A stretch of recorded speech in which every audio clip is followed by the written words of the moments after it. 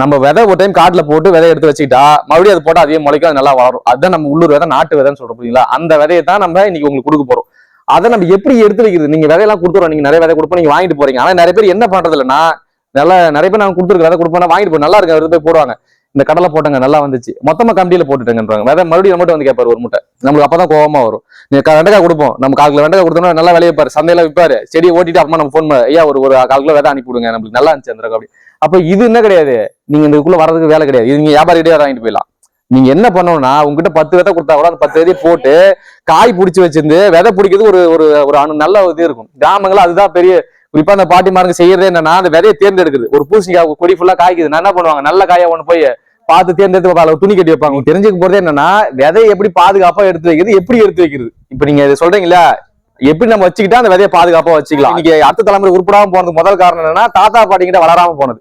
ஏன்னா அந்த அறிவுன்றது எங்க இருக்குன்னா, அந்த தாத்தா பாட்டி கிட்ட மட்டும் தான் இருக்கும். இப்போ அப்பா அம்மா கூட ஒரு குழந்தைய முதல் காலகட்டங்கள அப்பா அம்மா வளர்க்கவே மாட்டாங்க, தாத்தா பாட்டி தான் வளர்ப்பாங்க. அவன் வளர்ந்ததுக்கு அப்புறம் தான் பாத்தீங்கன்னா அவங்க எதை கூட நிற்பாங்களே தவிர, அந்த தாத்தா பாட்டிகளோட பொறுப்புன்றது என்னன்னா, அவன் எப்படி அவன் ஒரு குணமா நல்லவனா வளர்றதுக்கு அவன் இங்க வாழ்றது தேவையான சொல்லி கொடுப்பாங்க.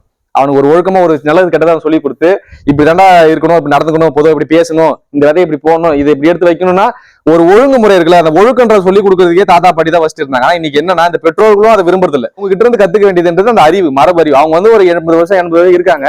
அந்த அவங்க கத்துக்கிட்டாங்க அந்த காலத்துல என்ன ஒரு நம்ம அப்படி வாழ்ந்தா இதனாலதான் இப்படி வாழ்ந்தன்னு ஒரு இது இருக்குல்ல, அதை சொல்லி தரது காலம் தான்.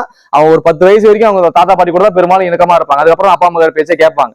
அந்த இது பாத்தீங்கன்னா இன்னைக்கு இல்லைன்னு நான் சொல்றேன். அப்ப அதை நீங்க எப்ப போய் அவங்க கிட்ட சேர்க்கறீங்களோ, அப்ப நீங்க தனியா போய் அவனுக்கு ஒரு ஸ்கூல்ல போய் சொல்லி தரணும். இல்ல எது இன்னைக்கு ஒரு சின்ன விஷயத்த கூட சரி, விவசாய பயிற்சி நம்ம வந்து உட்காரோம்ல, இதுவே பெரிய கேவலமான விஷயம் தான் நமக்கு. ஆகாம சோறு நம்மளே விளைவிச்சு சாப்பிட்ட தரத்துல இன்னைக்கு போய் எப்படா சோறு விளைவிக்கிறது ஒருத்தர் போய் கத்துக்கிறோம் பாருங்க. அதுதான் பெரிய அசிங்கமா இருக்கு. இப்ப எனக்கே சொல்றேன், இப்ப நம்ம இதெல்லாம் சொல்லணுமா, இது சொல்ல வேண்டிய சூழ்நிலையில நம்ம நெருக்கடியா போய் நின்றுட்டு இருக்கோன்றதான் பெரிய வருத்தமான விஷயம். நீங்க இந்த நிலைமைக்கு உங்க குழந்தைகளை கொண்டு போவாதீங்க, அவனுக்கு சொல்லிக் கொடுங்க. அது இதுவா உணவு உற்பத்தி பண்றதோ, ஒரு வீடு கட்டுறதோ, ஒரு நோயை வந்து தானா தீர்த்து கொடுறதோ, இதெல்லாம் அடிப்படை. ஏதோ ஒண்ணு அன்னைக்கு நீ மருத்துவமனைக்கு இங்க இருந்து காட்டுல இருந்து போறவன்னு வச்சுக்க, நீங்க 30 கிலோமீட்டர் 40 கிலோமீட்டர் போகணும். அவன் போற வரைக்கும் அவன் உயிரை காப்பாத்துக்கான நுட்பம் அவனுக்கு தெரிஞ்சாதான் என்ன பண்ணுவான், படைப்பான். நீ காட்டுக்கு போறான், ஏதோ ஒரு வேலைக்கு போறான், வர அவனுக்கு ஒரு ஏதோ ஒரு தேல் கடி ஏதோ ஒண்ணு இருக்கா, சின்ன கடியா கூட ஒரு எறும்பு கடியா கூட இருக்கும். அவன் பயத்துல என்ன பண்ணுவான், என்ன பண்ண தெரியாம இருப்பான். இப்ப அவனை தற்காத்துக்கான முறைகள் இருந்துச்சுல, வெறும் விவசாயம் மட்டும் தான் சொல்ல, அவன் வாழ்றதுக்கு தேவையான ஒரு எல்லா விஷயத்தையும் கத்து தர்றதுதான் அந்த தாத்தா பாட்டிங்களோட பொறுப்பு. அதை வந்து அப்படியே கைமாத்துதான் அடுத்து அப்பா அம்மாவோட பொறுப்புன்னு நான் நினைக்கிறேன். இதை கைவிட்டதோட விளைவு தான் நம்ம இங்க வந்து நிக்கிறோம். இதை நம்ம தெரிஞ்சுக்க போறோம். அதாவது என்னோட பயணத்துல நான் எதுவும் கத்துக்கல, எல்லாரும் உங்களை மாதிரி சொன்னாங்க இல்லையா, நான் போய் ஒரு 1000 பேர் 2000 பேர் சந்திச்சேன் இல்லையா, அந்த தாத்தா பாட்டிங்க சொன்ன கதையை தான் உங்ககிட்ட சொல்ல போறேன். எனக்கு தனியா அறிவுன்றது கைமாத்தி கொடுத்துதான். நான் போய் எங்கேயும் போய் சொல்றேன் ஒரு புத்தகத்துல தான் கத்துட்டு வரல. இந்த மாதிரியான அறிவு அவங்களுக்குள்ள காலகாலமா கத்துட்டு வச்சு இந்த விஷயத்த நான் தெரிஞ்சுக்கிட்டு இதை என்ன மாதிரி தெரிஞ்சு நினைக்கிறவங்க சொல்றேன், அவ்வளவுதான், வேற ஒண்ணுமே கிடையாது. இந்த விதையை பாதுகாத்து வைக்கிறதுக்கும் அதே விஷயம் தான். சரி, எப்படி நம்ம விதையை வந்து ஃபர்ஸ்ட் தேர்ந்தெடுக்கிறது? ஒரு நம்ம கத்திரிக்காய் போறோம், இல்ல நெல் போறோம், ஏதோ ஒன்று போடுறோம், இதுல இருந்து நான் வந்து ஒரு சரியான விதையை எப்படி தேர்ந்தெடுக்குது, அதுதான் நம்ம வந்து தெரிஞ்சுக்க வேண்டிய முதல் விஷயம். சரியான விதைன்றது என்ன, ஏதோ சரியான விதை நீங்க சொல்லுவீங்க? உங்ககிட்ட பூச்சி தாக்குதல் இல்லாம இருந்தா சரியான விதையா? நல்ல முளைப்பு திறன் இருந்தா சரியான விதையா? நல்ல முத்தி இருக்கணும், நல்ல முத்தி இருந்தா சரியான விதையா?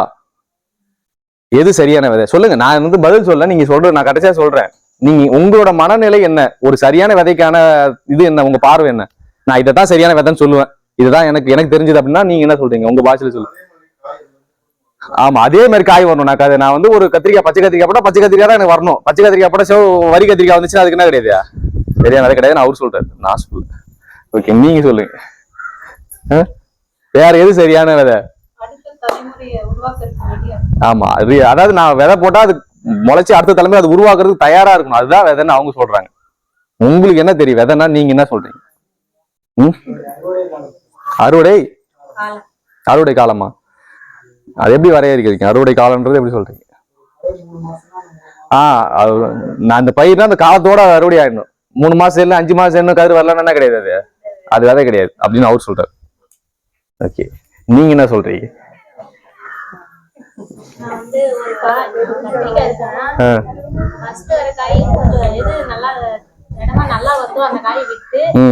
நான் விதை எடுக்கிறதே கேட்கல, நான் கேக்குறதுன்னா எது விதை, விதைனா என்ன உங்களுக்கு தெரிஞ்சு ஒரு விதைய வந்து எது விதைன்னு சொல்லுவீங்க?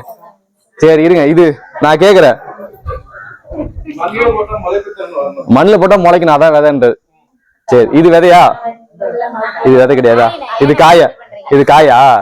சரி ஓகே, அப்ப இது விதை இல்ல.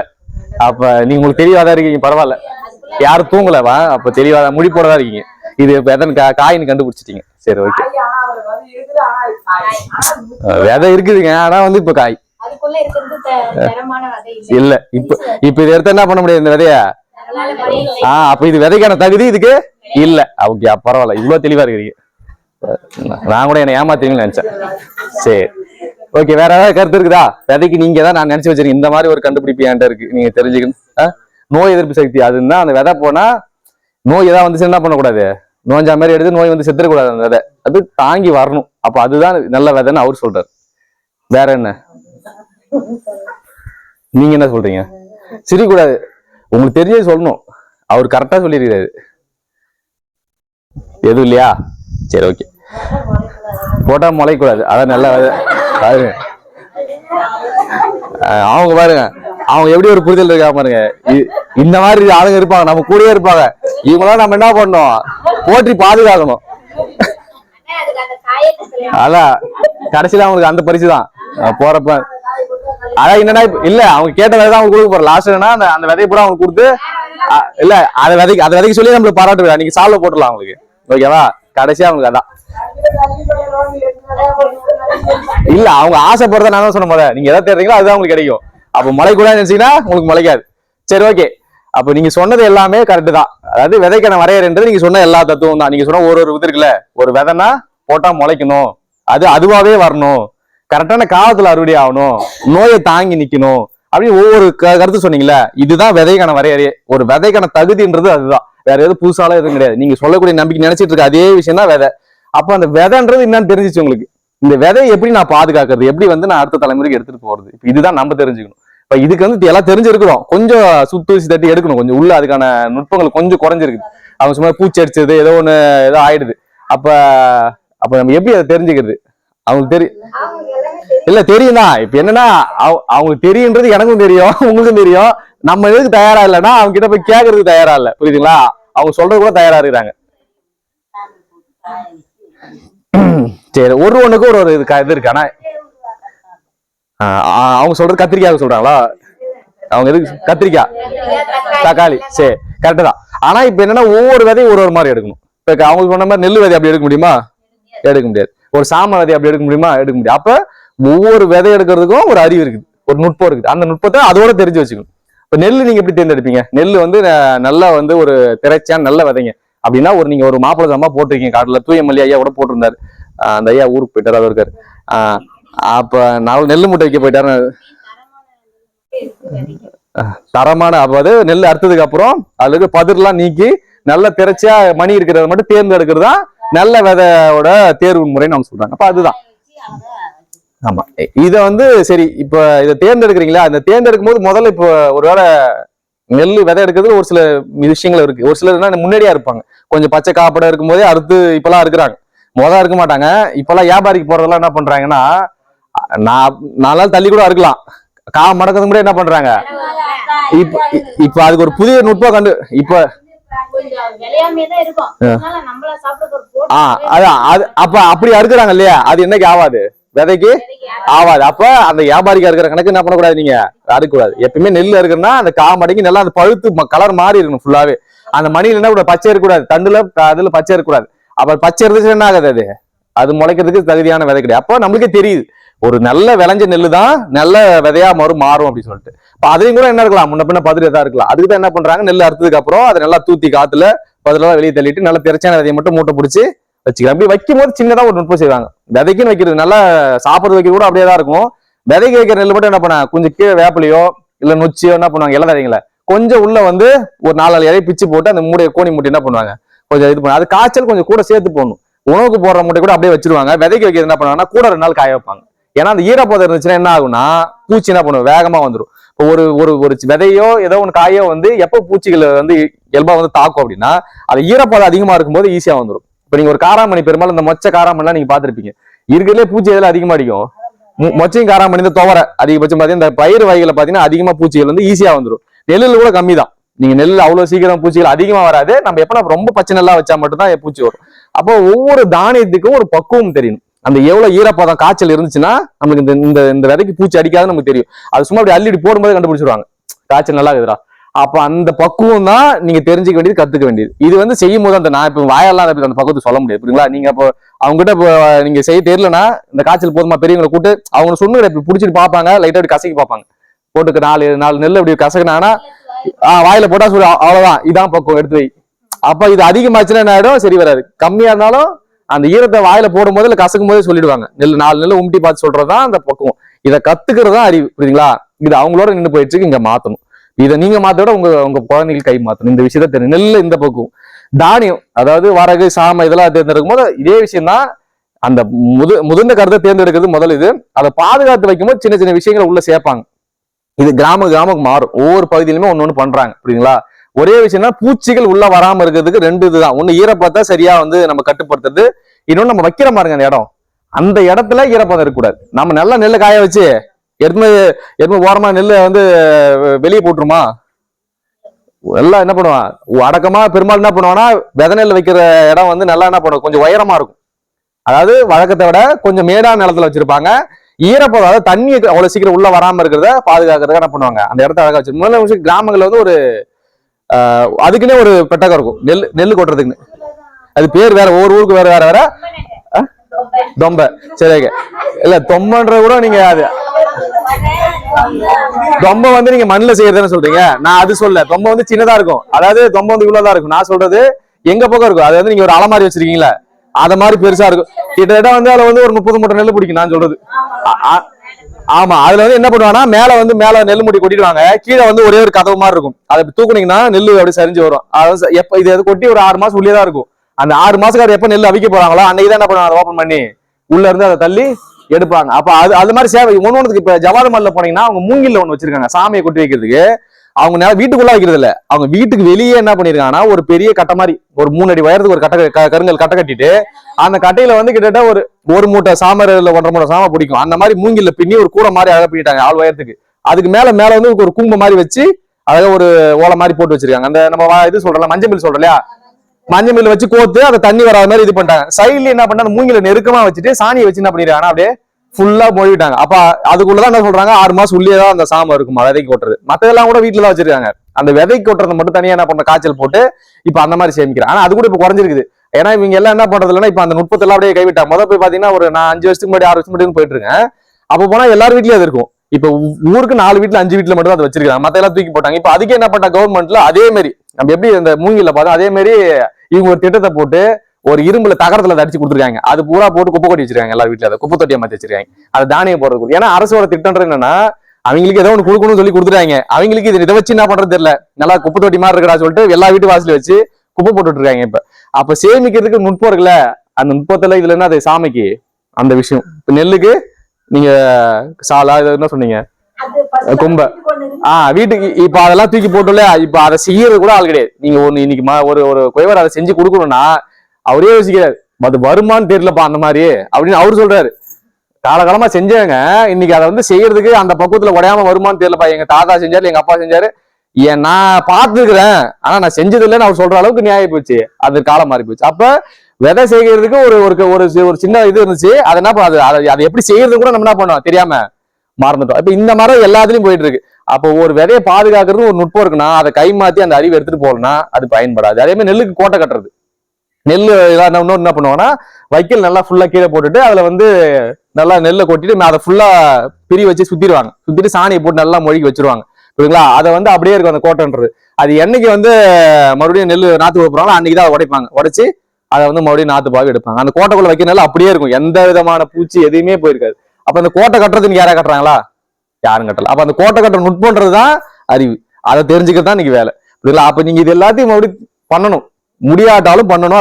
அது என்ன நீங்க பார்க்க வச்சிடணும், இன்னொருத்தவரை பார்த்தாலும் செஞ்சிருவாங்க. ஏன்னா நீங்க முயற்சி எடுத்தா இன்னைக்கு வயசானவங்க முடியல கூட வீட்டுல இவரை கூப்பிட்டு இதை செய்யடா இன்னைக்கு நெல் அது கேட்டு ஆகணும். அதுதான் நீ கட்டாயம், புரியுங்களா? நீங்க கேட்க வைக்கணும், அந்த அளவுக்கு அது இடமா சொல்லணும். அதாவது உங்களோட பொறுப்புன்றது அதுதான் நான் சொல்றேன். உங்களோடது அவங்களுக்கு வந்து எப்படி சொல்றது, நம்ம அவங்க சொல்றதை கேட்டு போறது கிடையாது. அறிவுன்றது நம்ம கிட்ட தான் இருக்கு. அப்போ அவங்க நம்ம சொல்றதான் கேட்கணும், அவங்க சொல்றத நம்ம கேட்கறது கிடையாது. இப்ப நான் அதை கத்துக்கு தயாரா இருக்கேன்னா நீங்க எனக்கு சொல்லி கொடுத்தாலும் நான் என்ன பண்ணுவேன், நான் 10 பேர் சொல்லி கொடுக்கறதுக்கு தயாரா இருக்கு. அப்படியே இதை வந்து நம்ம கொண்டு போக முடியும், புரியுதுங்களா?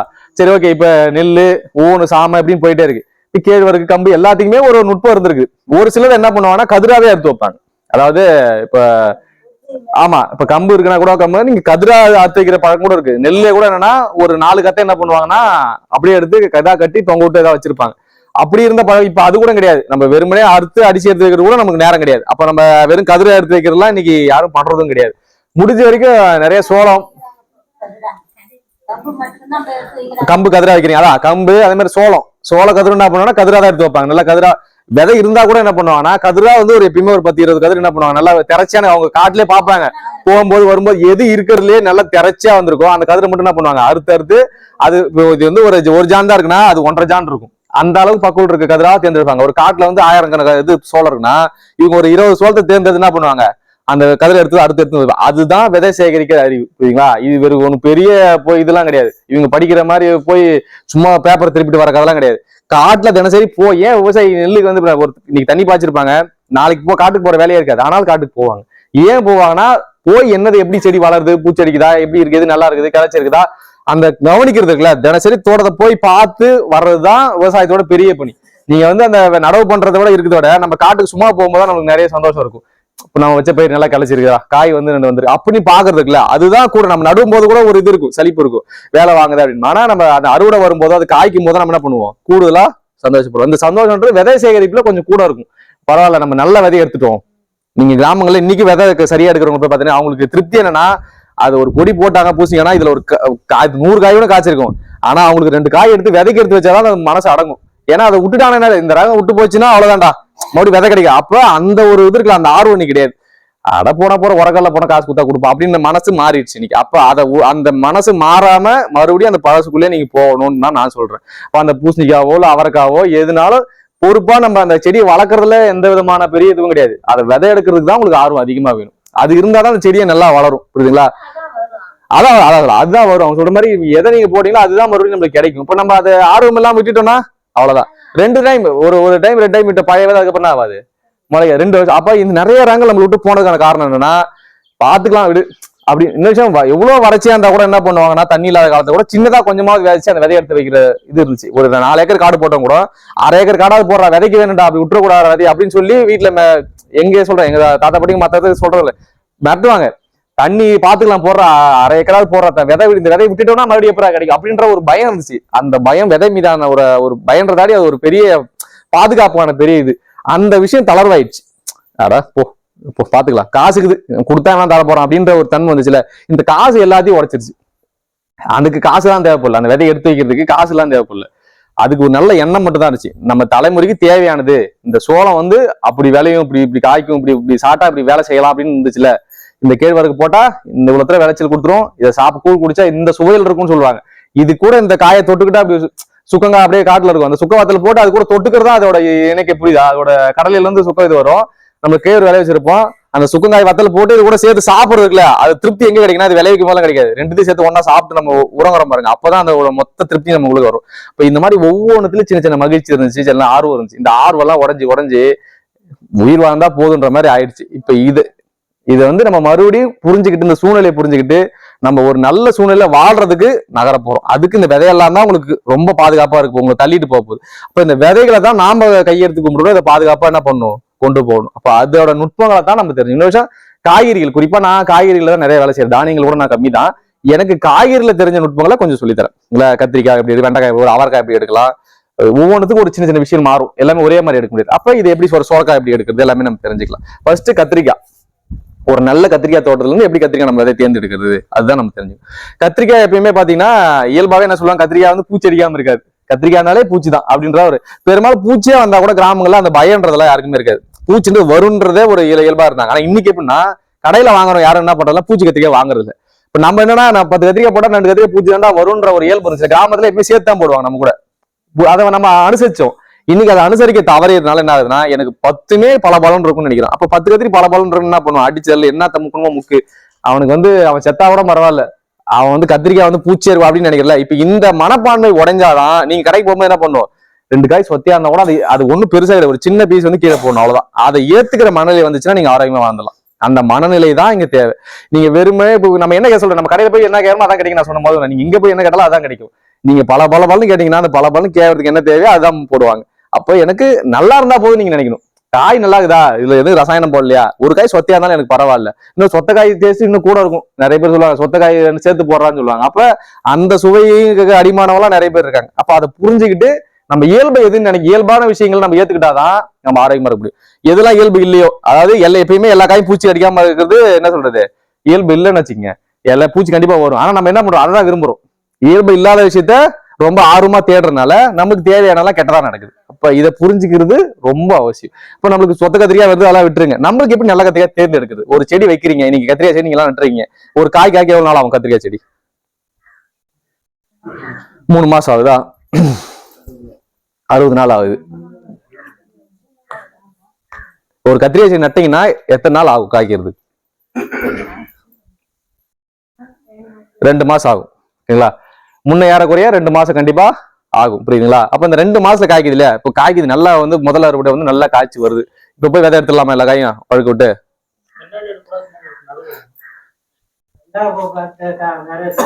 2வது போகம் எடுக்கணுமா? முதல் பறி எடுக்கக்கூடாது. அப்ப எத்தனை நல்லா இருக்காது. ஏன் நல்லா இருக்காது?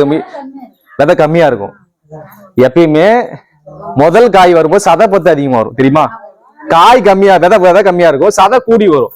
நாள் ஆக ஆக என்ன பண்ணா சதை கம்மியாகும், விதை பெருக்கும். புரியுதுங்களா? எப்பயுமே அந்த முதல் காயோட இது சதை தான். அப்ப அதனால என்ன பண்ண மாட்டாங்க, அது யாவாதுரா. இப்போ 100 கிலோ கத்திரிக்காய் எடுத்தா கூட அது என்ன பண்ணுவேன், 80 கிலோவுக்கு வெறும் 90 கிலோ சதை தான் இருக்கும், விதை கொஞ்சமா தான் இருக்கும். அப்ப நாள் ஆனதுக்கு அப்புறம் சதை கம்மியா இருக்கும், விதையும் கூடி இருக்குனால வேலை செஞ்சா நல்லா இருக்குன்னு விதையும் முத்தி இருக்கும். நல்ல திரைச்சியான செடியா நாள் ஆக செடியோட அந்த திரைச்சி அதிகமாயினே போகும். அப்ப எப்பயுமே முதல் காய் என்ன பண்ணக்கூடாது, விதை முதல் தகுதி தான். விதை இருக்கிறது உங்களுக்கு தெரிஞ்சிருக்கிற முதல் விஷயம் காய்கறிகள்ல சொல்றேன். ஒவ்வொன்றுத்துக்கு மாறும்னு சொல்லிட்டேன். கத்திரிக்காய் காய்கறி வரும்போது முதல் காய் எப்பயுமே விதைக்கு எடுக்க கூடாது. அப்ப எப்ப எடுக்கலாம்? கடைசியா எடுத்துடலாமா? நல்லா திரைச்சியா இருக்கும். நல்லா செடி சாகும் போது எடுத்தோம்னா நல்லா இருக்கும்ல. அப்படி எடுக்கக்கூடாதா? நல்லா உரிச்சு ரொம்ப சின்னதாயிடும். அப்ப ஒரு காய் 1/4 கிலோ ஒரு காய் இருக்குது, ஆனா செடி ஓயும் போது எவ்வளவு இருக்கும் தெரியுமா? 50 கிராம் கூட வராது. அப்ப எப்பயுமே கடைசியும் எடுக்கக்கூடாது, முதல்ல எடுக்கக்கூடாது. அப்போ ஒரு பருவம் இருக்கு. நம்ம எப்பயுமே என்ன சொல்றோம், எல்லாத்துக்கும் ஒரு பருவம் தானே அப்ப அந்த பருவம் அதுக்கு நல்ல திரைச்சியான பருவம் எதுனா அதோட வயசு இடைநிலை சொல்றேன். ஒரு வயசு இருக்கிற ஒரு தாவரம், ஒரு வயசு இந்த கத்திரிக்காய் காய்க்கணும், 6 மாசத்துக்கு அப்புறம் விதை எடுத்தா தான் என்ன பண்ணும், அந்த கட்டி நல்ல விதையை கொடுக்கும். அப்ப முதல்ல வரதை எடுக்கக்கூடாது, கடைசியை வரதை எடுக்கக்கூடாது. இப்ப இந்த தெளிவு எப்பயுமே வச்சுங்களா, விதை எடுக்கிறது இதுதான் முதல்ல உங்களுக்கு தெரிஞ்சிருக்கும். அப்ப சரி, நான் 100 செடி வச்சிருக்கேன். இந்த 100 செடியில இருந்து எப்படி விதை, 100 செடியில விதை எடுக்கலாமா? 6 மாசம் ஆயிடுச்சு நான் கத்திரிக்காய் நட்டு. இப்ப நான் விதை எடுக்கணும் முடிவு பண்ணிட்டேன். நான் எல்லா செடியிலும் ஒரு 4 கத்திரிக்காயில 10 செடி எடுத்தா போதுமா? சரி, எல்லா காயும் அதுக்கப்புறம் வர எல்லா காயும் விட்டு எடுத்துலாமா? எல்லாத்தையும் போய் விட்டு எடுத்துடலாம். அது கரெக்டா? இப்ப நான் அதுக்கப்புறம் ஒரு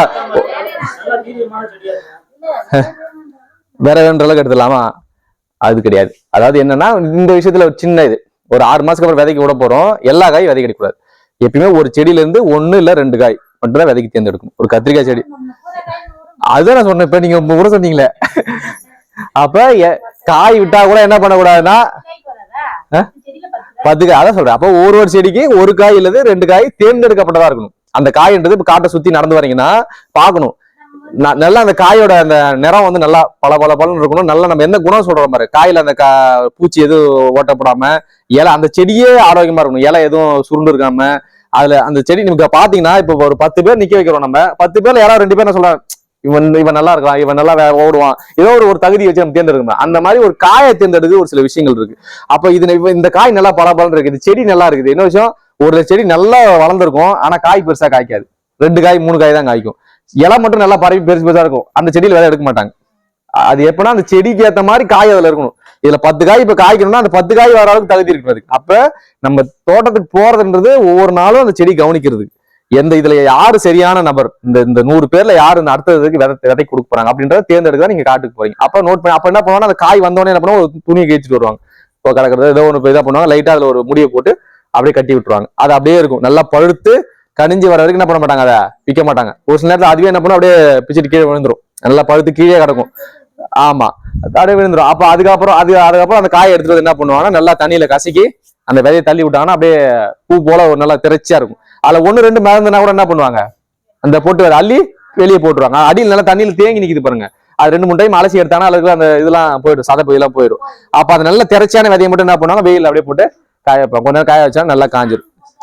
சாம்பல் கூட போடலாம். போட்டு எவ்வளவு நேரம் காய வைக்கலாம், நல்லா காயணும். ஒரு 5 நாள் காயலாமா? வெயில் இருக்கணும். சரி, ஈரப்புறவை காய வைக்கணும். நிறைய பேர் கிராமத்துல என்ன பண்ணுவாங்க நான் சொல்றேன், அடி போட்டாடா அவ்வளவுதான், அது கிடக்கும். அதுக்குள்ள போய் நெல் எடுத்துட்டு வந்துருவாங்க, எல்லாம் முடிச்சுட்டு 10 நாள் ஒரு வாரம் சென்று வரவங்களா இருக்காங்க. அப்படிதான் விதை எடுப்பாங்க. நான் என்ன பாத்துருக்கிறேன். அதனால வந்து அது அந்த கத்திரிக்காய் விதை இடத்துல இப்படி இன்னும் எடுக்கிறவங்க நான் பாக்குறேன். எப்பனா கடைசியில விட்டுருவாங்க, இந்த காய் பறிக்க முடியாது அதுக்கப்புறம் அப்படின்னு விட்டுறாங்க பாரு. அந்த காய் சொத்த காய் எல்லாத்தையும் அறுத்து மொத்தமா மூட்டையை கூட்டி அதை விதை எடுத்துட்டு என்ன சொல்லுவாங்க, நாட்டு காய் ஒழுங்கா வராது அப்படின்னு இது பண்ணுவாங்க. அப்பதான் நம்மளுக்கு இது நம்ம ஆளுங்க நிறைய விஷயங்களை வந்து சரியா செய்ய முடியும், ஆனா செய்ய மாட்டாங்க. தப்பா செஞ்சுட்டு அந்த விதைய மேல குறை சொல்லுவாங்க. அப்படி கிடையவே கிடையாது. நீங்க சரியா விதை எடுத்தீங்கன்னா, இன்னைக்கு இடையில போய் விதவான்னு என்ன சொல்றீங்க, ஹைபிரிட் விதை நல்லா முளைக்குதுன்னு சொல்றீங்க. ஹைபிரிட் விதை நல்லா, நாம நாட்டு விதை நல்லா முளைக்கும். 100 விதை போட்டா 100 முளைக்க வைக்க முடியும். 100 முளைக்க வைக்கிற அளவுக்கு உங்களுக்கு திறமை இருக்கணும், அதை விதை எடுக்கிற திறமை இருக்கணும். எப்படி எடுத்துக்கணும்னு தெரியும். அப்ப நம்ம சொல்ற அந்த கத்திரிக்காய் இருக்கு இல்லையா, நீங்க வெயில காய வைக்கணும். எப்படி காய வைக்கணும்னா, இப்ப விதை எடுக்கிறீங்கன்னா வெயில பொறுத்து மேக்ஸிமம் உச்சி வெயில விதை எடுக்க காய வைக்கக்கூடாது. இந்த 1 மணி 2 மணி வெயில் நல்லா அடிச்சு இது பண்ணது பாருங்க, பூமியே சூடா இருக்கும். அந்த நேரத்துல போய் விதையை அலசி காய வைக்க கூடாது. ஒரு 10 மணில 11 வரைக்கும் இருக்கக்கூடிய ஒரு இளம் வெயில் இருக்கும். அந்த வெயில தான் நீங்க விதையை எப்ப காய வச்சாலும் காய வைக்கணும். அதுவும் கூட முதல் முறை விதை எடுக்கிற கத்திரிக்காய் அலசி எடுக்கிற ஈரப்பதமா இருக்கும். அப்ப நல்லா தண்ணியோட இருக்குனால அப்ப கொஞ்சம் கூடுதலா ஒரு 1/2 மணி நேரம் 3/4 மணி நேரம் கூட அந்த ஈரம் போற வேலை காய வைக்கணும். அந்த ஈரம் ஒரு காட்டன் துணி போட்டுட்டு அது மேல பரப்பி விட்டீங்கன்னா நல்லா காஞ்சிரும். அதுக்கப்புறம் நீங்க எடுத்துடலாம். அதே என்ன பண்ண கூடாது, அந்த இடத்துல ஒரு 3 நாளைக்கு 4 நாளைக்கு அப்படியே போட்டு விட்டீங்கன்னா இன்னும் என்ன பண்ணும், அந்த விதையில இருக்கிற ஈரப்பதம் எல்லாத்தையும் எடுத்துரும்.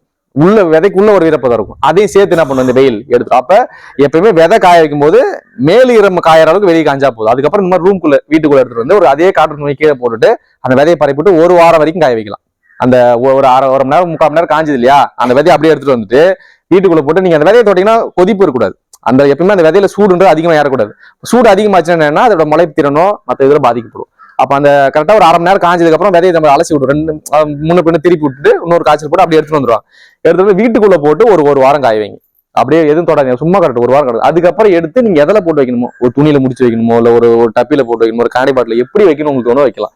இதுல ஒரு சின்ன அம்மா சொன்ன மாதிரி சாம்பல் போடுவாங்க. சாம்பல் ஏன் போடணும், சாம்பல் போடுறதுக்கு காரணம் என்ன, ஏன் சாம்பல் போட்டா அந்த விதை நல்லா இருக்குன்னு சொல்றாங்க.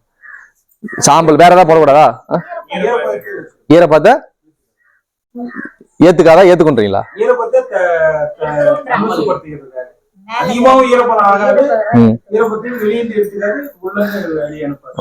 சாம்பல்ன்றது ஏன்னா ஒரு அவன் சொன்ன மாதிரி ஈரப்பதம் வெளியிருந்து ஒரு ஈரப்பதம் எப்பயுமே இருக்கும். இப்ப இல்ல மழை பெஞ்சா இருக்கும் இந்த இடமே இல்ல, சில்லு காத்துல ஒரு ஈரப்பதம் வந்துடும் உங்களுக்கு, வந்து அது மூலம் உணர முடியும். அப்ப அந்த ஈரப்பதம்ன்றது விதைக்குள்ள போகும். நம்ம உடம்புக்குள்ள எப்படி ஈரப்பதம் நம்மளுக்கு வந்து இது கொடுக்குதோ, வெயில் நேரத்தில் நம்மளுக்கு அந்த வெயில் தாக்கம் இருக்குல்ல, தண்ணி நிறைய குடிக்கிறோமா, மழை நேரத்தில் தண்ணி அதிகமாக குடிப்பீங்களா, குடிக்க முடியும். ஏன்னா நம்ம ஈரப்பதம் ஆல்ரெடி நம்ம உடம்புல தேவையானது வந்து சூடாக தான் இருக்கணும். ரொம்ப ஈரப்பதாச்சுன்னா நமக்கு சூடு உருவாகுது, நிறைய உடல் வெப்பமாகும். அப்ப அந்த விதைக்குன்றது ஒரு குறிப்பிட்ட ஈரப்பதம் உள்ள இருக்கணும். ஆனா வெளியிருந்து ஈரப்பதம் அதிகமாக இருந்துச்சுன்னா பூஞ்சானம் வந்துடும். நம்ம அதே விதைய வெயில் மழையில் ஒரு 4 நாள் போட்டு அந்த விதை என்ன ஆயிடும், ஃபுல்லா போய் பாத்தீங்கன்னா வெள்ளையா என்ன ஆயிடும், ஃபுல்லா பூஞ்சானம் பிடிச்சி போயிருக்கும் அந்த இது. அப்ப அந்த பூஞ்சானன்றது நோயா மாறுறதுக்கு வாய்ப்பு இருக்கு, புரியுதுங்களா? அப்ப பூஞ்சான நோய்கள் வராம அந்த விதை பூஞ்சானம் வராம எடுக்கணும். அப்ப அதுக்கு தான் என்ன சொல்றோம், மேல கொஞ்சமா என்ன பண்றாங்க சாம்பல். அந்த சாம்பல் இருந்து எந்த சாம்பல் போடுவாங்க தெரியுமா? எல்லா சாம்பலும் அடுப்பு சாம்பல் தான். அடுப்புல நான் சரி ஒரு மரத்தை எரிச்சு போடலாமா, வரட்டி சாம்பல், ஒரு மாட்டு சாணத்துல இருந்து அன்னைக்கெல்லாம் என்ன பண்ணுவாங்க, வரட்டி தட்டி செவத்துல அடிச்சு காய வச்சு அதுல அந்த வரட்டி எரிச்சுதான் அந்த சாம்பல் அப்படியே அடையா இருக்கும் உள்ள, அதை எடுத்து என்ன பண்ணுவாங்க அப்படியே நுணுக்கி அது மாதிரி தூவி விடுவாங்க. இதுல என்ன சின்ன சிக்கல் இருக்குன்னா, நிறைய பேருக்கு இந்த அளவு குழப்பம், நிறைய பேர் அதிகமா போட்டுறாங்க. இன்னைக்கு நிறைய பேர் சாம்பல் போட்டு விதை இருக்கு நமக்கு எவ்வளவு கொடுப்பாங்க. இப்போ ஒரு அளவு இவ்வளவு விதை இருக்குன்னு வச்சுக்கேன், இதுக்கு எவ்வளவு சாம்பல் போடலான்றதுக்கு ஒரு தெளிவு வேணும். நம்ம நிறைய பேர் சாம்பல் போடணுன்றதுலாம் நம்ம சரியான புரிதல் தான், ஆனா விதையை விட அதிகமா போட்டுறாங்க. 50 கிராம் விதைக்கு 100 கிராம் சாம்பல் போடுறாங்க. அப்படி போட்டா என்ன ஆகும்னா, சாம்பல் எந்த அளவுக்கு நல்லதோ இன்னும் கூட சாம்பல் அதிகமாக போது வெப்பத்தை இன்னும், அதாவது அந்த ஈரப்பத்தை விதைக்குள்ள இருந்தே எடுத்துரும், புரியுங்களா? அப்ப விதையுள்ள இருந்து ஈரப்பத்தை அது எடுக்க ஆரம்பிச்சுன்னா விதையோட உயிர்த்தன்மை போயிடும். அப்ப விதை நான் சாம்பல் போடுறல அது எந்த அளவுக்கு இருக்குன்னா, அந்த விதை மேல சும்மா தடவன மாதிரி இருக்கணும். நீங்க அந்த விதை எங்குது சாம்பல் எங்குதுன்னு தேட முடியாத அளவுக்கு உள்ள போய் நம்ம கை கொடுக்கின்ற அளவுக்கு இருக்கக்கூடாது. நிறைய பேர் அப்படிதான் போடுறாங்க. அப்ப நம்ம ஒரு இவ்வளவு விதை இருக்குன்னா ஒரு சும்மா ஒரு கையில எடுத்து தூவி விட்டு பரட்டி விட்டுணும். அந்த சாம்பல் எடுத்தீங்கன்னா சாம்பல் தனியா கையில இவ்வளவு சாம்பல்லாம் வரக்கூடாது. சாம்பல் எங்க இருக்குன்னே தெரியாத அளவுக்கு தான் சாம்பல் போடணும். அதாவது சாம்பல் விதையோட மட்டும் தான் சேர்ந்து இருக்கணும்னு சொல்றேன். இப்ப அந்த அளவு சாம்பல் போட்டீங்கன்னா அது விதை எந்த அளவுக்கு தொந்தரவு பண்ணாது. அது வெளியே இருக்கிற இதை மட்டும் என்ன பண்ணும், தடுத்துக்கும். அப்ப ரொம்ப அதிகமா சாம்பல் பயன்பாட பெரும்பாலும் இந்த விதையோட அளவுல இருந்து ஒரு 20% சாம்பல் பயன்படுத்தினா போதும், புரியுதுங்களா? அந்த அளவு போட்டாதான் விதையை அது பாதுகாக்கும், இல்லைன்னா விதையை அதுவே கொண்டுடும். அதாவது காய வைக்கும் போது போட்டாதான் ஒட்டும். அது எப்படின்னா அந்த எடுக்கிறாங்க ஈரம் அலசுறாங்க பாருங்க, அப்பயே போட்டு பிரட்டிடுவாங்க. அதுக்கப்புறம் போட்டா என்னன்னா ஒட்டாது. அப்ப அப்படி அதுக்கப்புறம் போடணும்னா என்னன்னா தண்ணி தெளிக்கணும், லைட்டா வந்து தண்ணி தெளிச்சு போடலாம். நாங்க என்ன சொல்றோம்னா, தண்ணி தெளிக்கும் போது ஒரு சிக்கல் இருக்கு. தண்ணி தெளிக்கும் போது அதுல எப்படினாலும் அந்த நுண்ணுயிர் உயிர்கள் இருக்கும். அப்ப அதனால அது நோய் தாக்குதல் வர வாய்ப்பு இருக்கு. அப்ப கோமியம் இருக்கு பாருங்க, அந்த விதையை காய வச்சு நாங்க எடுத்து போடுறதுனா கூட விதையை நல்லா காய வச்சு எடுத்து உள்ள வெயில் நிழலையும் காய வச்ச பிறகுதான் கொஞ்சம் சாம்பல் எடுத்துட்டு கொஞ்சம் கோமியம், அந்த கோமியத்தை அந்த சாம்பலை தெளிச்சு கொஞ்சம் ஈரப்பதமா மாத்தி அதுல போட்டீங்கன்னா நல்லா இருக்கும். விதை பிடிக்கும். முன்னாடியே போடுறதாலும் போடலாம். அப்போ நீங்க அந்த ஈரப்பதம் நல்லா காயிற அளவு கொஞ்சம் கூட வச்சிருக்கணும் மாதிரி இருக்கும். அந்த ஏன்னா சாம்பலோட போட்டீங்கன்னா என்ன பண்ணுன்னா அந்த ஈரத்தை அது கொஞ்ச நேரத்துக்கு விடாது. அது நம்ம அந்த அரை மணி நேரத்துல காயாது, ஒரு நாள் ஆகும். நீங்க பாத்துருக்கலாம், நீங்க சாம்பல் போட்டு தண்ணி தெளிச்சு அந்த விதை காய வைக்கிறாங்க, அது ஒரு அரை மணி நேரத்துல காயவே காயாது. ஏன்னா அந்த சாம்பல் ஈரத்தை என்ன பண்ணும், அப்படியே பிடிச்சி வச்சிருக்கும். அது வெளியே அவ்வளவு சீக்கிரம் என்ன பண்ணாது, விடாது. அப்ப அந்த இது காயறதுக்கு ஒரு நாள் கூட ஆயிடும். அப்ப அந்த மாதிரி காய வைக்கும் போது நுட்பம் கொஞ்சம் மாறும். ஆனா நான் சொல்றேன், அது அளவை விட அதிகமா போயிடக்கூடாது. நீங்க அப்படி காய வச்சா கூட தப்பு கிடையாது, சாம்பல் அதிகமா போட்டுறாதீங்கன்றதான் நான் சொல்றேன். ஓகேங்களா? இப்ப இப்படி காய வச்சுட்டீங்க, எடுத்து வச்சுட்டீங்க, இது எவ்வளவு நாளைக்கு தாக்கு பிடிக்கும்? இல்ல, ஏன் நம்ம முதல் சாம்பல் போடுறதுக்கு முதல்லன்னா அந்த ஈரப்பத்தை பிடிச்சி வைக்கிறது முதல் காரணம். ரெண்டாவது காரணம் என்னன்னா, நம்மளுக்கு வெளியிருந்து சாணத்தோட இது நமக்கு தெரியும், எந்த விதமான கிருமிகளையும் நம்ம நோய்க்கு உள்ள விடாது. அப்ப நமக்கு இந்த விதையை பாதுகாக்கிறதுக்கு வெறுமனே ஈரப்பதத்தை தாண்டி நோய்க்கு காரணிகள் வந்துடக்கூடாது. அப்ப நம்ம அதுக்குள்ள ஈரப்பதம் வரும்போது நோய் காரணிகள் வரதுக்கு வாய்ப்பு இருக்கு. அப்ப அதுக்குதான் நம்ம என்ன சொல்றோம், சாணத்துல இருந்து வந்த ஒரு சாம்பலை பயன்படுத்தும் போது அது ஒரு இப்படி நம்ம விபூதி வைக்கிறோம். அந்த அதே தான் விதின்றது சாணத்தோட இதுதான். அப்ப அந்த ஒரு நுட்பம் தான் இதுக்கும் நம்ம பயன்படுத்தும். அதுதான் பெரும்பாலும் வரட்டி சாம்பல். அதுவும் என்னன்னா பசுமாட்டு சாணி தான் போடுவாங்க. என்ன அந்த இதுக்கு எப்பயுமே பயன்படுத்துறது பசுமாட்டோட சாணமா தான் இருக்கும். காளையோட பயன்படுத்த மாட்டாங்க. அதே மாதிரி சின்ன கண்ணுக்குட்டியோடதும் பயன்படுத்த மாட்டாங்க. இது நம்ம இன்னைக்கு யாரும் அந்த சாணம் வரட்டியே தட்டுறது இல்லை. நம்ம விதைக்காவது கொஞ்சம் மெனக்கிட்டு இதை பண்ணுங்க, அதுதான் நான் சொல்றது. ஓகேங்களா?